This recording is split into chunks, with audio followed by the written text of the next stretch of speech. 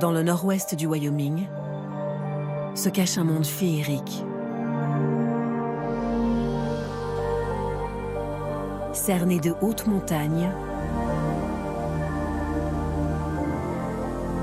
et étendu sur un dôme de lave recouvert de pins.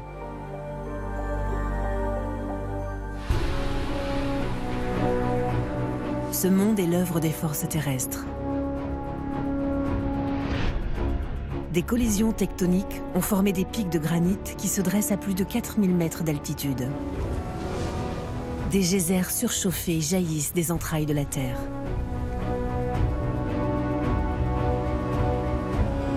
Et des chutes d'eau déferlent avec une puissance phénoménale. Les éruptions volcaniques et les feux de forêt ont laissé des traces indélébiles. Et pourtant, ces vallées fertiles comptent davantage de mammifères que le reste des États-Unis.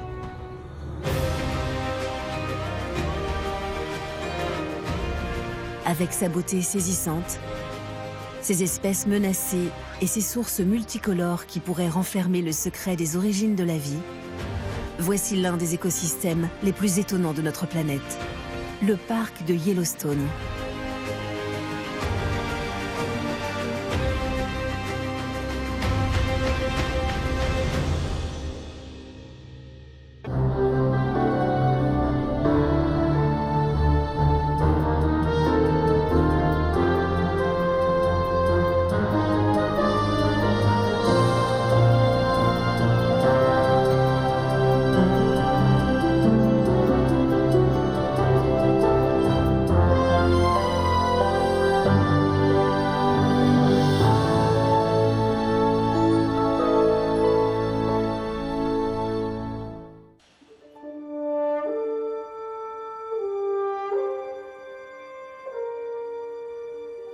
Dès que le soleil se lève sur les hauts sommets de la chaîne des Tétons, à la frontière occidentale du Wyoming, un monde hors du commun se dessine.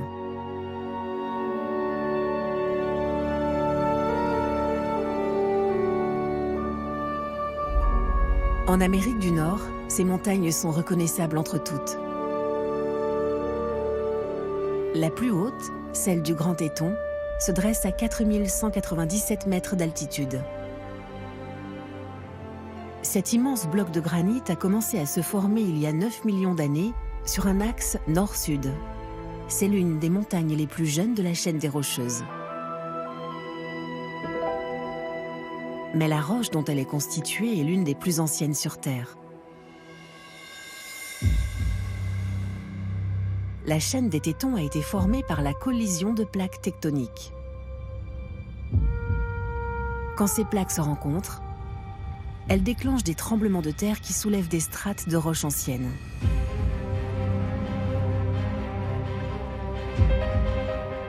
Ces pics sont très pointus car l'érosion n'a pas encore adouci les contours de ces jeunes montagnes.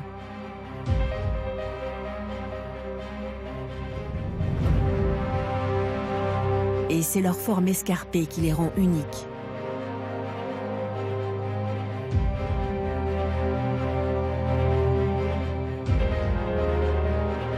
La chaîne des Tétons se dresse au centre de l'écosystème du Greater Yellowstone. Il s'étend du Wyoming à l'est, à l'Idaho à l'ouest et au Montana au nord.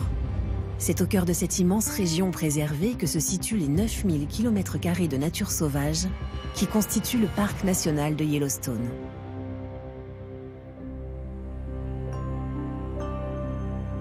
Les vallées du parc semblent paisibles. Mais enfouies sous ces montagnes, ces rivières et ces forêts, l'une des forces volcaniques les plus destructrices de la planète est à l'œuvre, le point chaud de Yellowstone.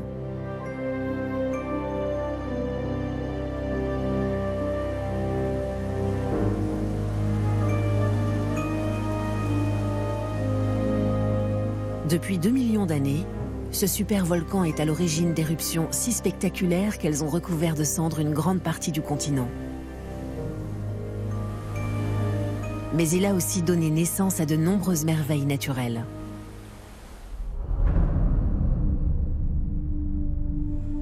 En 1870, un homme se retrouve égaré et seul dans cet environnement hostile. Il s'appelle Truman Everts. Il n'a rien d'un montagnard. Cet ancien collecteur des impôts du Montana est sans emploi lorsqu'une occasion unique se présente à lui. Participer à la première grande expédition à cheval dans le Yellowstone. Mais explorer cette région volcanique reculée comporte des risques, et Truman Everts s'apprête à les découvrir à ses dépens. Alors qu'il chevauche à travers l'épaisse forêt qui borde la rive sud du lac Yellowstone, Everts se retrouve séparé du reste de l'expédition. Son cheval ne tarde pas à prendre la fuite, avec son fusil et presque toutes ses vivres. À la tombée de la nuit, Everts se retrouve totalement seul. Il ne lui reste que 2 couteaux, des jumelles et les vêtements qu'il a sur le dos.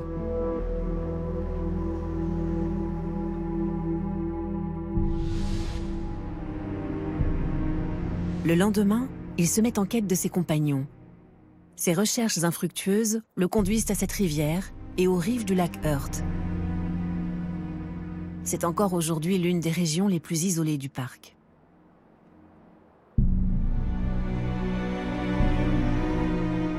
Everts doit passer toute une nuit perché en haut d'un arbre pour échapper aux griffes d'un puma affamé.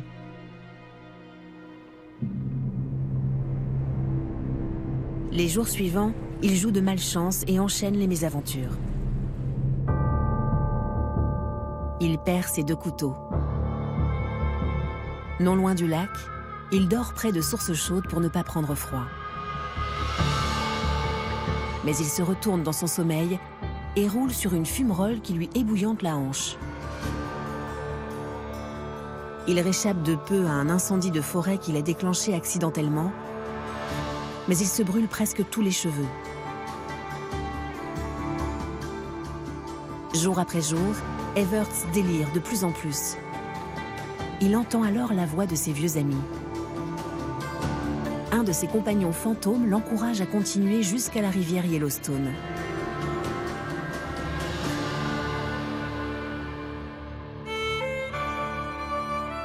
Le 37e jour, il entend une voix appeler son nom.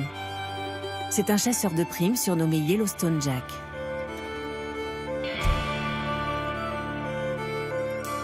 Quand Everts s'est enfin secouru, il pèse 40 kilos et n'est plus que l'ombre de lui-même. Au premier abord, son sauveur l'a pris pour un petit ours galeux. Everts publiera plus tard le récit de son aventure qu'il intitule « 37 jours en péril ». Il y dépeint Yellowstone comme un lieu étrange et effrayant, ce qui ne fait qu'attiser la curiosité d'autres explorateurs.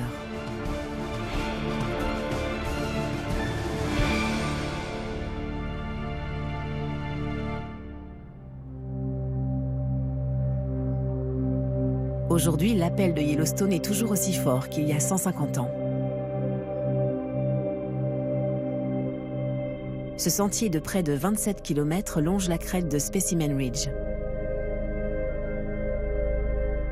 Il permet aux randonneurs de découvrir la région, comme l'ont fait les Amérindiens, les trappeurs et les pionniers lorsqu'ils ont traversé ces grands espaces.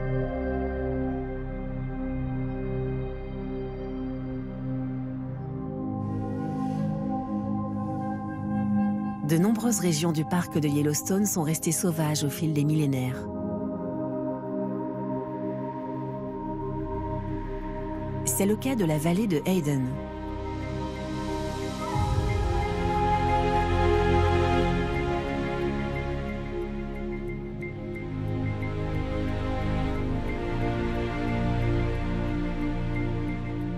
Quand le brouillard matinal se dissipe, il dévoile des paysages d'une grande pureté.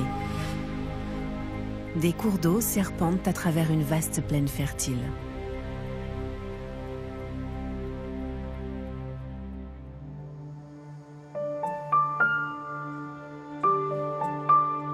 Il y a très longtemps, la vallée de Hayden était engloutie sous un lac immense.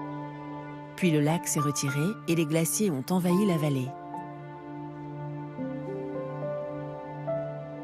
Quand ces rivières de glace ont fondu il y a environ 13 000 ans, elles ont laissé dans leur sillage des dépôts d'argile et de sédiments.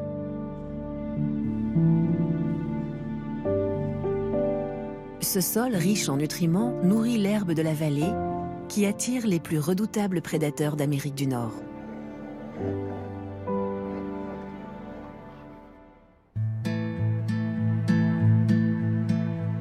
C'est le début du mois de juin et la plus grande meute de Yellowstone est en chasse. Surnommée la meute du lac Wapiti, elle compte une vingtaine de loups. Plusieurs d'entre eux terminent une carcasse d'orignal fraîchement tuée. Aujourd'hui, une centaine de loups peuplent le parc de Yellowstone. Ils étaient autrefois beaucoup plus nombreux, jusqu'à ce que l'arrivée des hommes, attirés par la conquête de l'Ouest, n'entraîne le déclin de leur population. Dès le début du XXe siècle, le gouvernement américain encourage la chasse et les loups du parc sont totalement décimés.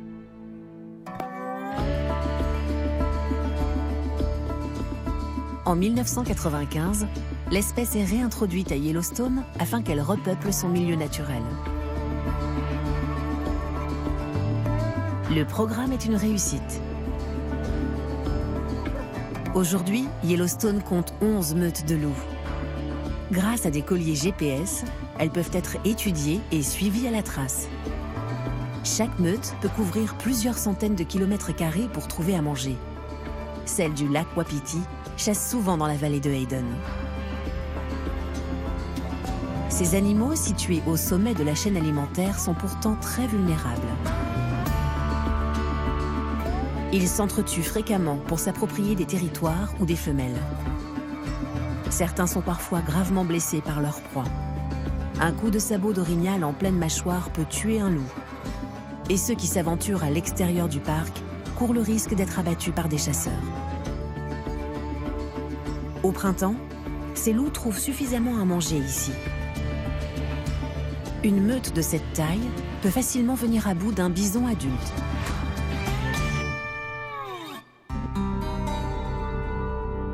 Admirer Yellowstone du ciel permet d'observer des animaux très variés qui tentent de subsister dans un univers volcanique tumultueux.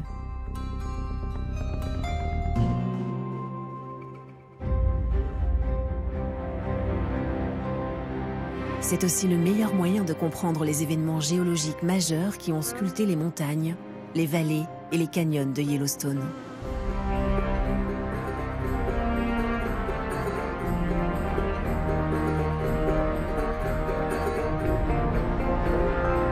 Cette longue faille de 39 km de long est surnommée le Grand Canyon de Yellowstone.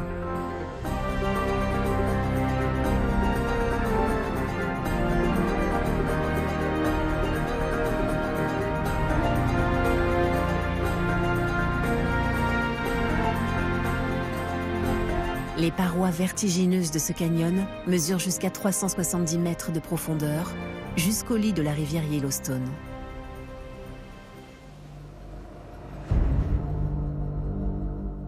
À l'origine, le canyon était une crevasse dans la croûte terrestre, créée par les forces volcaniques en action autour du point chaud de Yellowstone. Au fil du temps, les cheminées ont contribué à fissurer la lave durcie le long de ces parois. L'eau s'est mise à couler au fond du canyon et l'érosion provoquée par le vent, la pluie et la neige a exposé les minéraux colorés présents dans la roche.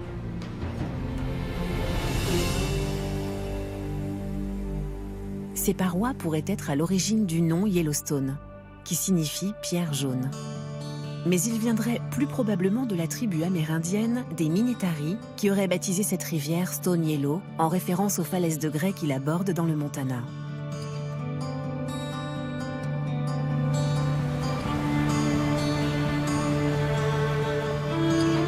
À l'entrée du Grand Canyon se trouve un paysage fascinant. Les chutes inférieures de la Yellowstone.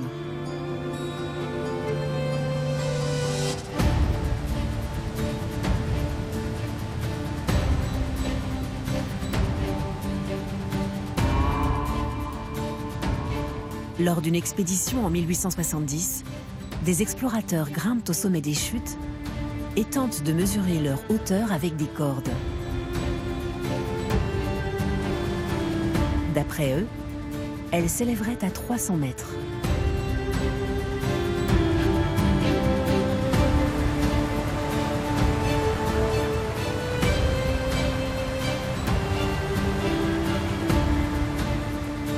Mais leur hauteur réelle n'est que de 94 mètres, soit près du double des chutes du Niagara.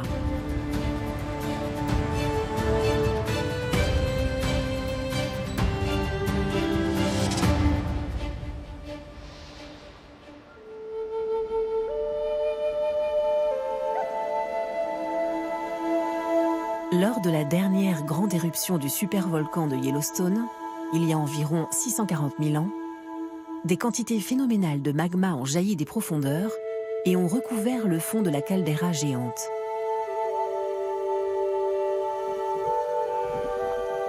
L'environnement créé par ces coulées de lave n'avait rien d'accueillant pour la faune et la flore. Pourtant, une variété d'arbres est parvenue à s'épanouir dans le sol peu profond qui recouvre désormais la lave durcie. Ces pins tordus représentent 80% des arbres de Yellowstone.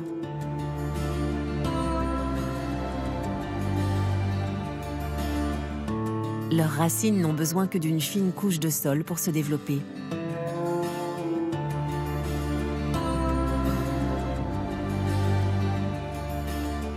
Mais chaque année, des feux de forêt détruisent des zones entières du parc. En 1988, une série d'incendies sans précédent a entraîné l'évacuation de la totalité du parc et détruit près de 3200 km². Les pins tordus ont l'extraordinaire capacité de se régénérer grâce à une arme secrète qu'ils déploient quand leur survie est menacée.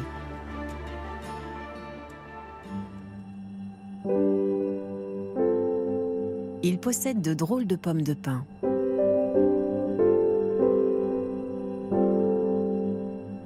Sous l'effet de la chaleur intense des flammes, elles éclatent et dispersent leurs graines sur le sol de la forêt.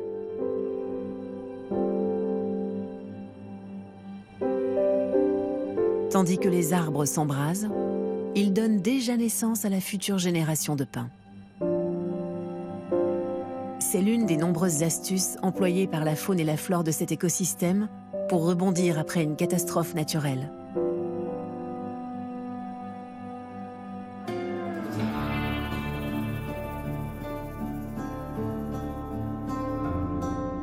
Depuis ce poste, au sommet de la montagne, les gardiens du parc surveillent la propagation des incendies. Ils se dressent sur le mont Washburn, qui culmine à 3122 mètres.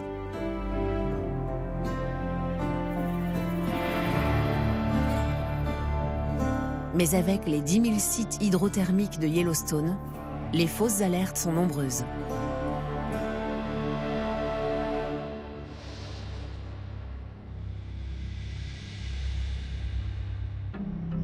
Quand la chaleur et les vapeurs des cheminées, des fumerolles, des bassins et des geysers rencontrent l'air froid de l'hiver, Yellowstone paraît envahi par les flammes.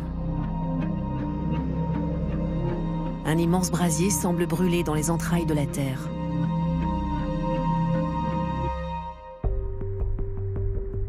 Lorsqu'au début du XIXe siècle, les trappeurs et montagnards venus d'Europe s'aventurent à Yellowstone, ils reviennent de leurs expéditions avec des récits fantastiques.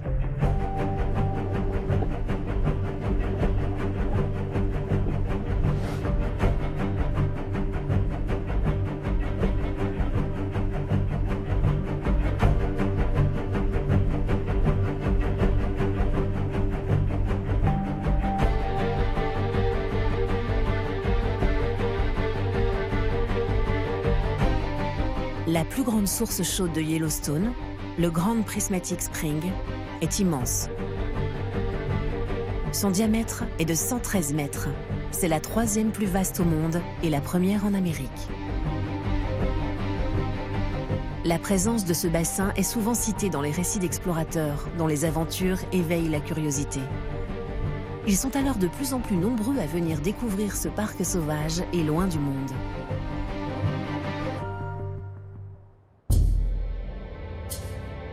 Au milieu du XIXe siècle, la rumeur va déjà bon train sur les trésors cachés de Yellowstone.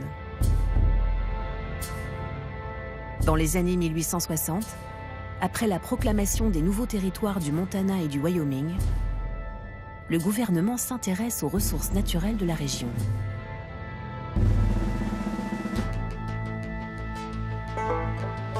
En 1870, un homme politique du nom d'Henry Washburn conduit la première grande expédition à Yellowstone.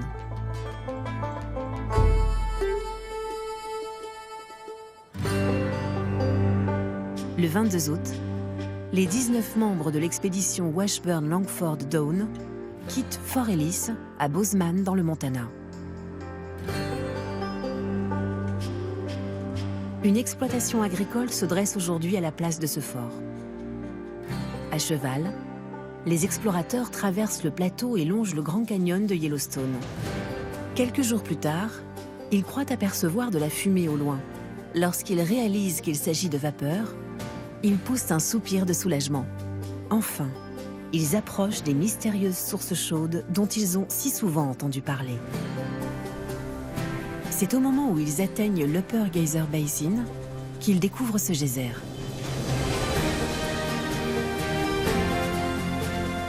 Parce qu'il leur évoque les tours d'un château, les explorateurs le baptisent Castle Geyser, le geyser château.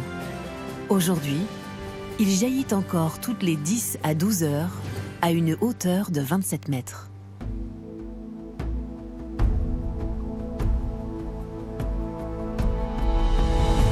Au fil de leur découverte, les explorateurs cartographient les lieux et donnent des noms à plusieurs sites de Yellowstone.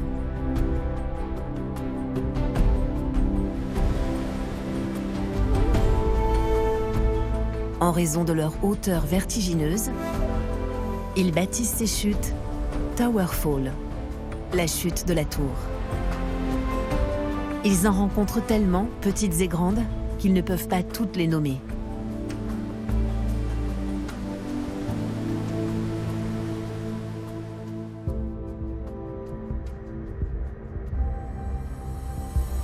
Après l'expédition de Washburn, de plus en plus de scientifiques sont intrigués par Yellowstone. En 1871, le Smithsonian Institute soutient une nouvelle expédition afin de recenser les plantes, les animaux et les roches de la région et de cartographier ses lacs et sites géothermiques. L'expédition est dirigée par le géologue Ferdinand Hayden, accompagné d'un photographe nommé William Henry Jackson. Grâce à ses 135 kg de matériel photographique, notamment un appareil grand format, Jackson prend les premiers clichés en noir et blanc de Yellowstone.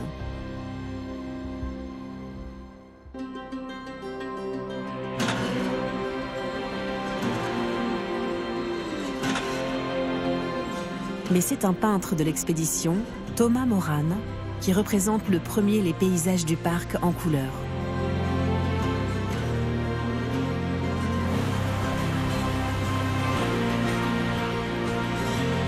Sa toile la plus célèbre est celle des chutes de Lower Falls, vue de l'intérieur du Grand Canyon. Les images et spécimens rapportés par l'expédition de Ferdinand Hayden sont exposés à Washington.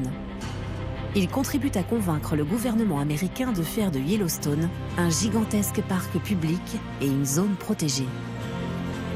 Le Congrès refuse tout d'abord de se prononcer. Puis enfin, le 27 février 1872, il accepte de soumettre le projet au vote. C'est ainsi que le parc national de Yellowstone est créé. C'est la première région sauvage des États-Unis à être destinée au tourisme et gérée par le gouvernement fédéral. 58 parcs nationaux verront ensuite le jour.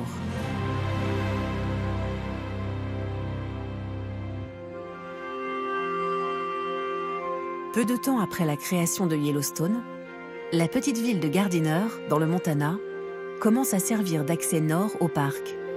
C'est encore le cas aujourd'hui.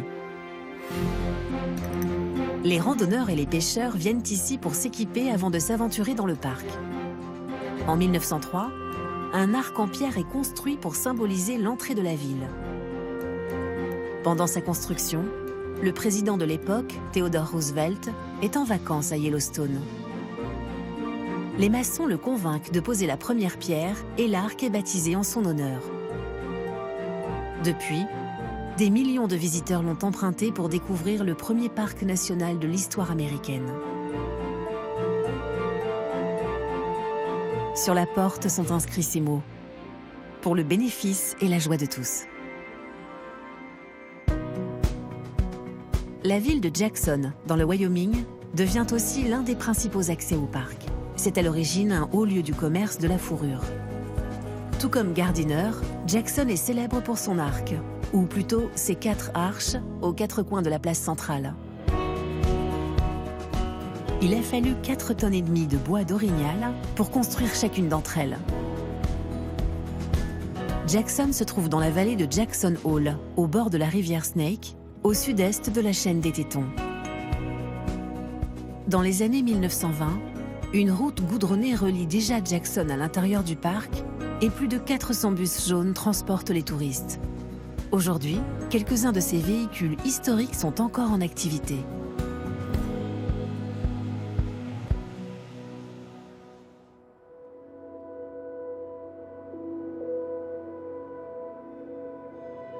Le parc national de Yellowstone s'étend sur près de 9000 km², mais ne possède que 750 km de route.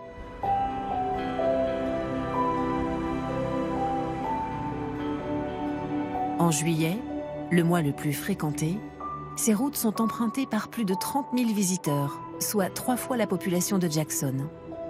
Les embouteillages ne sont pas rares. Les touristes sont les derniers d'une longue lignée à explorer les collines, les rivières et les vallées du parc. D'après les archéologues, des Amérindiens occupaient déjà la région il y a 11 000 ans. Plus tard, ce sont les ancêtres des tribus des Pieds-Noirs, des Bannock, des Nez-Percés, des Shoshones et des Umatilas qui s'y sont installés.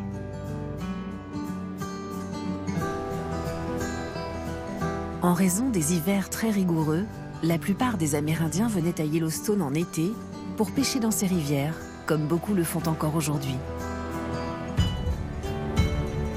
Ils venaient aussi pour chasser. La situation géographique du plateau, au carrefour de plusieurs terres amérindiennes, en faisait un point de rencontre idéal pour les échanges commerciaux. L'un des lieux de rassemblement se trouvait ici, sur la rive nord du lac Yellowstone, là où le pont de Fishing Bridge enjambe désormais la rivière.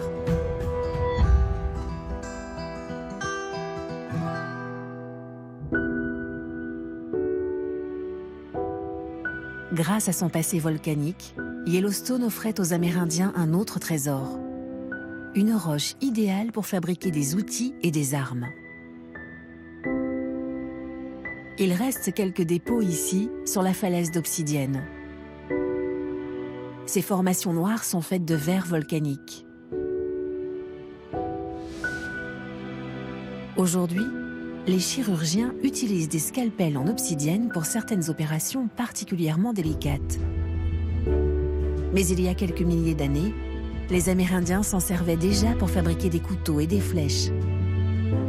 En analysant la roche au rayon X, les chercheurs peuvent déterminer son origine volcanique. Ils ont ainsi découvert que des outils amérindiens retrouvés très loin de là, dans l'Ohio, venaient de la falaise d'obsidienne. C'est la preuve de l'histoire anthropologique très riche de Yellowstone.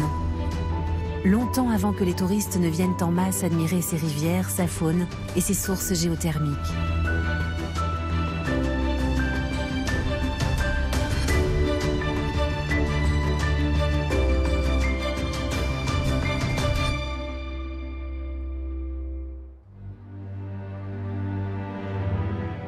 La dernière éruption importante du supervolcan de Yellowstone s'est produite il y a environ 640 000 ans. Et la prochaine grande éruption fera disparaître le parc de la surface de la Terre. Cependant, les scientifiques semblent certains qu'elle n'est pas pour demain.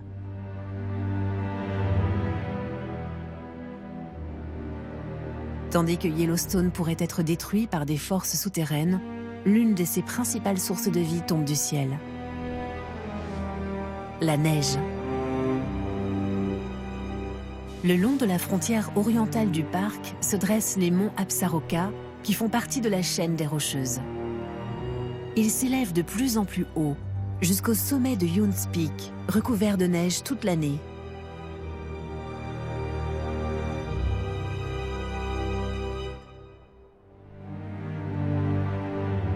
Cette montagne de 3708 mètres d'altitude porte le nom d'un personnage haut en couleur nommé Henry Yount. Chasseur, chercheur d'or et soldat pendant la guerre de Sécession, il a été au XIXe siècle le tout premier garde-chasse officiel du parc.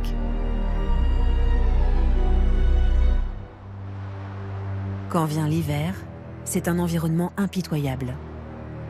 Pourtant, Yount's Peak et les montagnes qui l'entourent sont la force vitale de Yellowstone.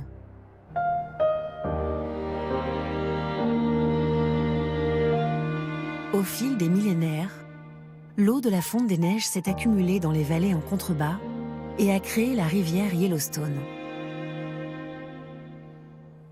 Plusieurs mois par an, sa surface est couverte de neige, tandis qu'elle serpente à travers la vallée de Thoroughfare. Cette vallée est considérée comme la plus reculée des États-Unis continentaux, car elle se situe à plus de 30 km de la première route. Pour venir en aide à ceux qui s'aventurent si loin dans l'intérieur du parc, un gardien occupe le minuscule poste de Thoroughfare. Au fil des années, ces gardiens ont secouru beaucoup de randonneurs blessés. Leur rôle est aussi d'arrêter les braconniers qui s'aventurent illégalement dans le parc. Mais dès l'arrivée des premières neiges, ce poste isolé est fermé pour l'hiver. Le nom de cette vallée vient d'un mot anglais qui signifie « passage », car les Amérindiens et les trappeurs l'empruntaient pour rejoindre le parc quand ils venaient de la ville de Jackson. En hiver, les sentiers ressemblaient alors beaucoup à celui-ci, creusés par les bottes des randonneurs qui traversent la vallée. Comme eux, les Amérindiens et les pionniers creusaient des trous dans la glace pour pêcher des poissons dans la rivière.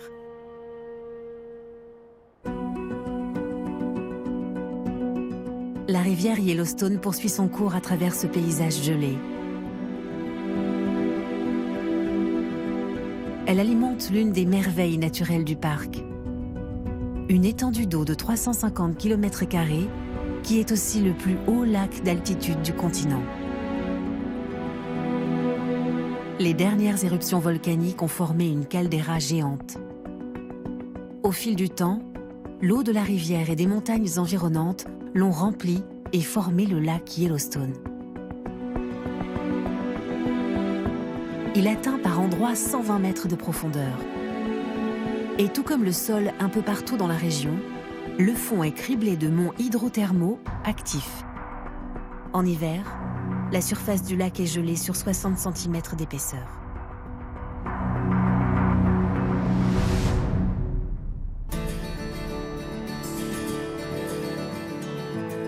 Sur la rive nord du lac, la rivière réapparaît et commence sa longue traversée sinueuse de la vallée de Hayden.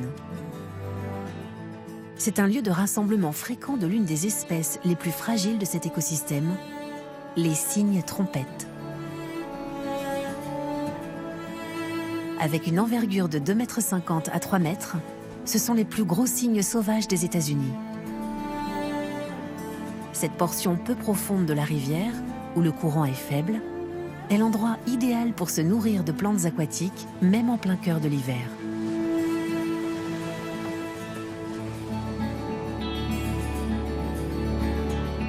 Il y a moins d'un siècle, cette espèce était presque éteinte en Amérique du Nord. Grâce à plusieurs initiatives de réintroduction, leur population a augmenté peu à peu et en 1961, il y avait 72 cygnes dans le parc. Depuis, ils sont à nouveau en déclin, notamment parce qu'ils sont devenus des proies pour les aigles. À l'origine, les aigles se nourrissaient de truites fardées, jusqu'à ce qu'une espèce de truite non endémique envahisse les eaux de Yellowstone. Désormais, les aigles chassent les cygnes pour se nourrir. Il ne reste que 29 de ces magnifiques oiseaux à Yellowstone, et les biologistes font de leur mieux pour sauver l'espèce avant qu'elle ne disparaisse.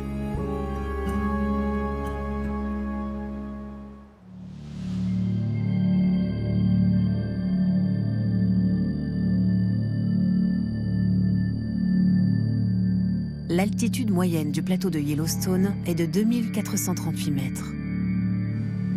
Au beau milieu de l'hiver, les températures descendent parfois à -40 degrés. Très haut dans les montagnes, les chutes de neige annuelles peuvent atteindre 9 mètres d'épaisseur.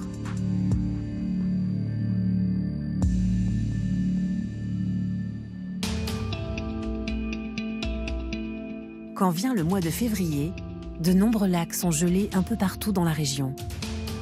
C'est précisément ce qu'attendent certains habitants pour sortir, braver le froid et pêcher.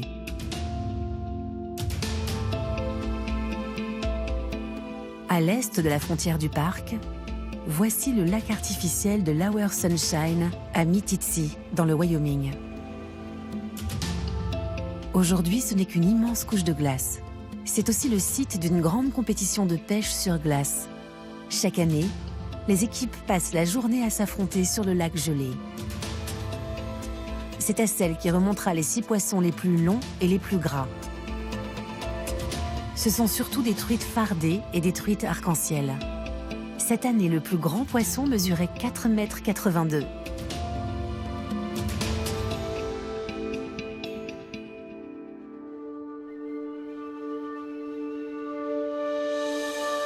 Pour tous les animaux de la région, l'arrivée de l'hiver marque le début de 6 longs mois de combat pour survivre.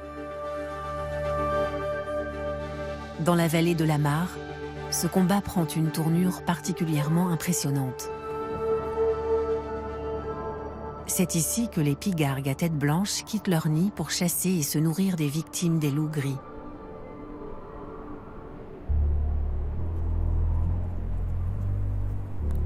Au-dessus de la vallée, des mouflons se cachent sur les pentes rocailleuses pour échapper aux prédateurs. Comme beaucoup d'animaux en milieu hostile, ils sont davantage en sécurité en groupe. Non loin de là, une femelle a été séparée de son troupeau. Elle boite de la patte avant et peine à progresser dans la neige profonde. C'est une cible rêvée pour les loups, mais ils ne l'ont pas encore repérée.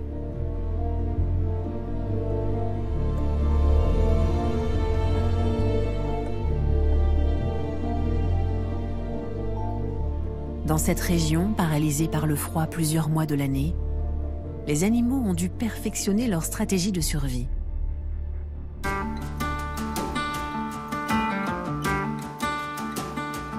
Une espèce souffre de l'hiver plus que les autres, les bisons. Ces animaux, qui pèsent jusqu'à 900 kg, doivent être constamment en mouvement afin de trouver de quoi manger jusqu'au printemps. Ce troupeau suit une route migratoire le long de la rivière Firehall. Quand les bisons trouvent enfin de l'herbe, ils font table rase. Il ne reste rien après leur passage. Autrefois, ils étaient des dizaines de millions à peupler la région des Grandes Plaines. Chaque année, les tribus amérindiennes participaient à de grandes parties de chasse. Tout dans l'animal était utilisé pour se nourrir, s'abriter et fabriquer des outils.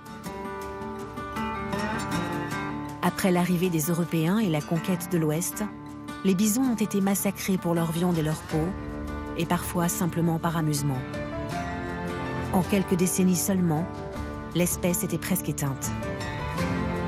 Aujourd'hui, près de 5000 bisons peuplent encore Yellowstone. C'est la seule région du pays qu'ils occupent depuis la préhistoire.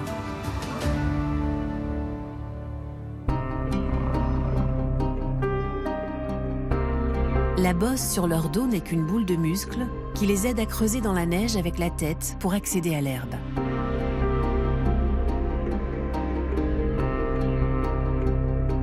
Mais en hiver, l'herbe est aussi nourrissante que du carton. Sans leur réserve de graisse accumulée pendant l'été et une épaisse fourrure, ces animaux ne survivraient pas à Yellowstone.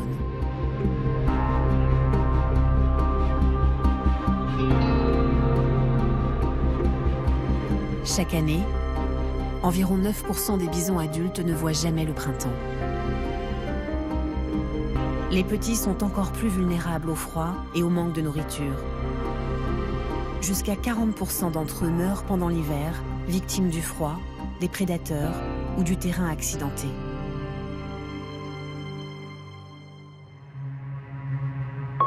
Yellowstone est tout aussi dangereux, parfois même meurtrier, pour les êtres humains. Chaque année, au moins 1 ou 2 visiteurs sont encornés par un bison pour avoir pris une photo de trop près. En 2018, 2 femmes ont croisé un orignal près d'un hôtel du parc et reçu un violent coup de patte. Au moins 20 personnes sont mortes dans les bassins géothermiques, la plupart à la suite d'une chute accidentelle. En 1981, un homme a plongé dans un bassin à 95 degrés pour secourir le chien d'un ami. Ils sont morts tous les deux. Pour ceux qui s'aventurent très loin à l'intérieur du parc, l'un des plus grands dangers est une ours avec des petits. Les attaques de grizzly à Yellowstone sont rares, mais depuis 1872, au moins 8 personnes ont été mutilées par des ours. Une attaque a eu lieu tout près de la route principale. Le 6 juillet 2011, vers 8h30, un couple originaire de Californie gare sa voiture sur ce parking à l'extrémité nord de la vallée de Hayden. C'est le point de départ du sentier du lac Wapiti. Tandis que les 2 randonneurs se mettent en route, ils passent devant une pancarte indiquant « Attention, danger, vous entrez sur le territoire des ours ». Ils prennent la direction de l'est et traversent cette prairie. Leur première escale est le lac Clear. Lorsqu'ils quittent la forêt, ils rencontrent un randonneur qui les met en garde. Une mère grizzly et ses 2 petits cherchent à manger dans un champ en contrebas. Le couple photographie les ours, qui ne sont alors que des points minuscules au loin et ne semblent pas être une menace. Les 2 randonneurs poursuivent leur route et traversent la rivière Hot Spring. Plus loin, des nuées de moustiques les contraignent à rebrousser chemin. Ils aperçoivent à nouveau la femelle grizzly, mais cette fois beaucoup plus près, à 100 mètres seulement. Alors qu'ils font demi-tour et se dirigent vers les arbres, l'ours les aperçoit et les charge.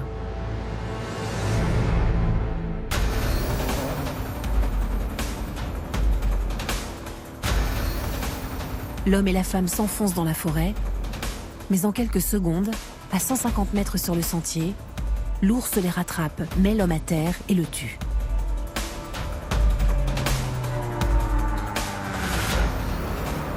Elle se tourne ensuite vers sa femme, cachée sous un arbre mort à 5 mètres de là. Le grizzly l'empoigne par son sac à dos, la soulève et la repose à terre, indemne, avant de s'enfuir.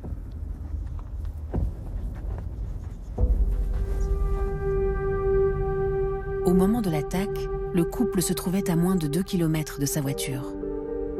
Depuis ce jour, 2 attaques supplémentaires ont eu lieu à l'intérieur du parc.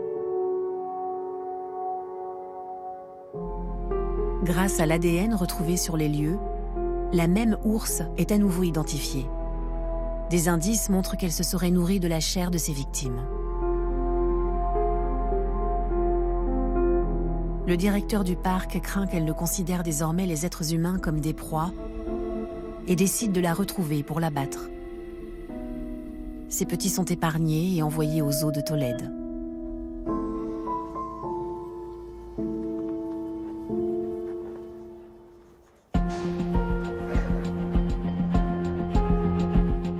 Les grizzlies sont des prédateurs redoutables qui errent dans les forêts de Yellowstone.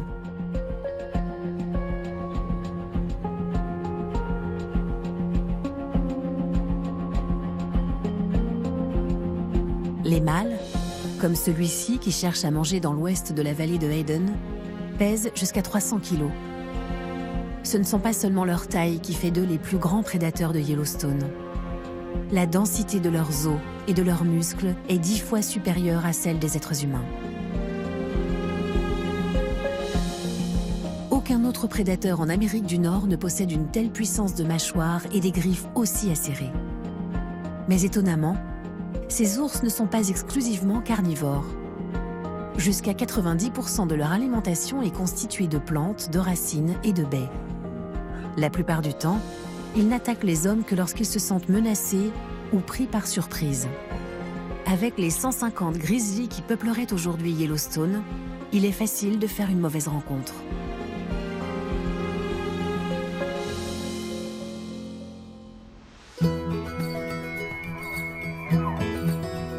l'automne, des milliers d'orignaux quittent les montagnes pour migrer dans les vallées.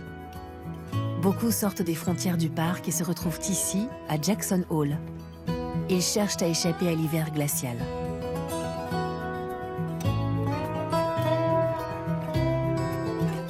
En 1912, près de 100 km² de terre au nord de la ville de Jackson ont été délimités pour créer une grande zone protégée, le refuge national des orignaux.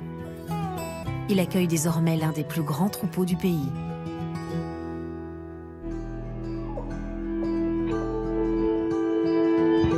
Autrefois, des dizaines de milliers de ces animaux passaient l'hiver ici. Mais les routes, le développement du parc et la chasse ont réduit ce nombre à moins de 7500.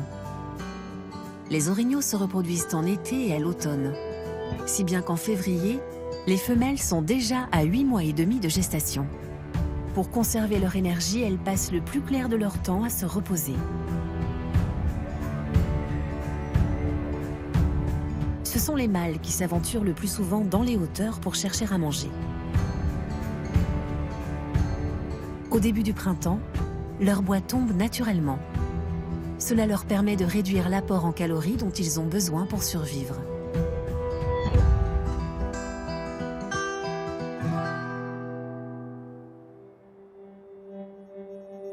Quand les orignaux quittent les montagnes et commencent leur migration, le nombre de touristes diminue radicalement. En hiver, le parc n'est accessible que par une seule route, celle de Gardiner dans le Montana. Pendant 7 mois, d'octobre à mai, la majeure partie du parc est impraticable. Les hôtels et les refuges de montagne sont fermés.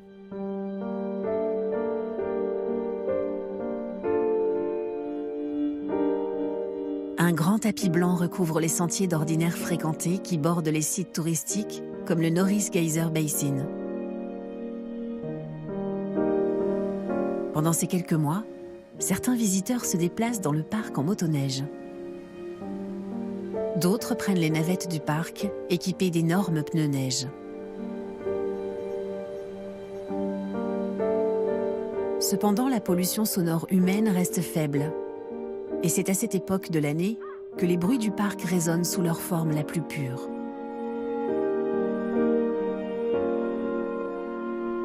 Le silence de ces grands espaces, étouffés par la neige. Le sifflement du vent qui tournoie autour des sommets.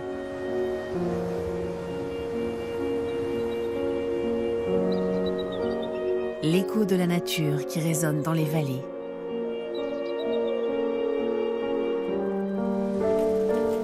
Et le craquement de la glace sur les cours d'eau gelés.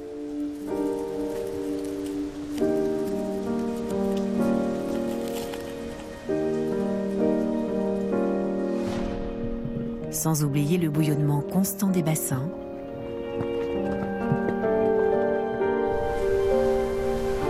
et l'explosion soudaine des geysers.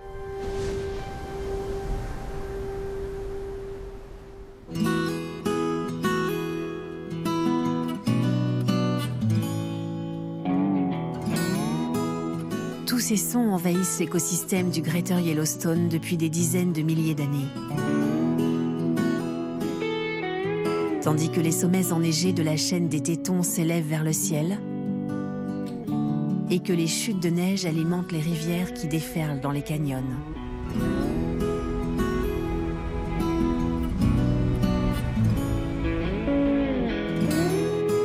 Mais ce qui fait de ce parc volcanique un site unique au monde, ce sont ses formes de vie multiples.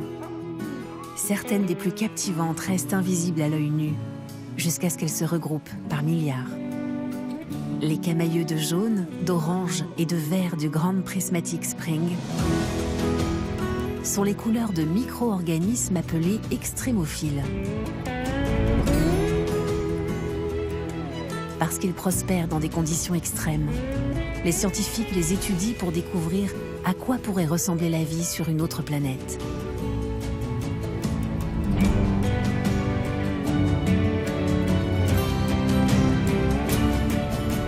De ces minuscules microbes aux gigantesques prédateurs, Yellowstone est l'un des plus grands laboratoires naturels de notre planète. C'est sans doute pour cela que les récits fantastiques se multiplient. Et qu'il faut sans doute le voir de ses propres yeux pour croire à l'existence de ce monde étrange et féerique.